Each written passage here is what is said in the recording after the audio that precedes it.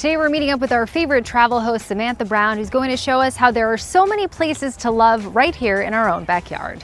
Samantha, it is so good to see you. It is so great to be in your presence again. Outside in the fresh air. We have traveled locally, but we're here to talk about season 4 of Places to Love, your travel show. How's it going? It is going fantastic. We were able to actually shoot a few episodes during the pandemic. We knew we could do it safely. We obviously did different things than we're used to, but it was really important for us to keep that travel bug going. So how did you select what you were going to do this season? Well, I'm based in New York City in Brooklyn, and so anywhere close to that was where we wanted to be. And here we are in Dutchess County. Dutchess County is a place I've gone to for the last 15 years. It's my escape route out of the city. You're 2 hours from Manhattan, so you get that sense of the creativity that you get from a big city, but you also get its own very separate culture of being in a rural environment. And where did you bring us today? I brought you to one of my favorite places, the Eleanor Roosevelt National Historic Site. We all know who Eleanor Roosevelt is, but this is her home. This is where she chose to live. Even though she traveled all around the world, it is where she was able to really cultivate herself and how we know her to be, which is this fearless female. And what I love learning about Eleanor Roosevelt that I think helps all of us women is that she hated public speaking. She was terribly shy. And it was being here amongst this nature in her home that allowed her to be her true self and to literally change the world. So this is Eleanor Roosevelt's home. And one thing that really surprised me was just how plain it is. But it was originally built in 1925 as a furniture factory.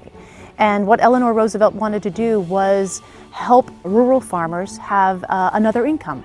During the Depression, maybe learn a craft, and she helped them build furniture, and really good furniture that sold at a great price.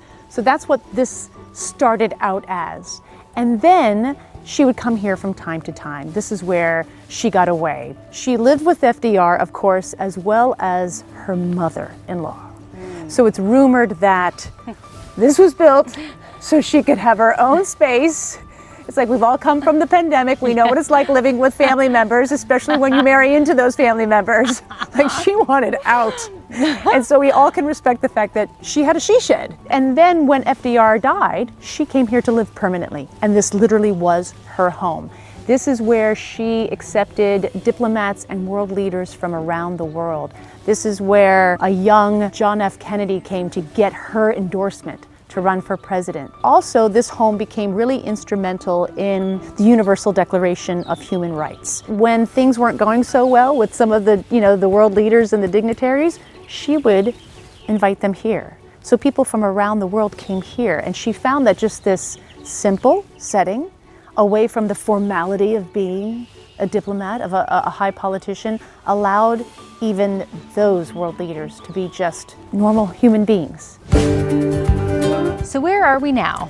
This is the Barrett Art Center, and just like Eleanor Roosevelt's home, it's historic, and just like the Eleanor Roosevelt Historic Site, it is totally free. Let's check it out. So what kind of art do we find on display here? You find art from around the world. They work here at the Barrett Art Center with curators of different museums from around the world to bring it here to Poughkeepsie. So it's this really unknown jewel in the art world.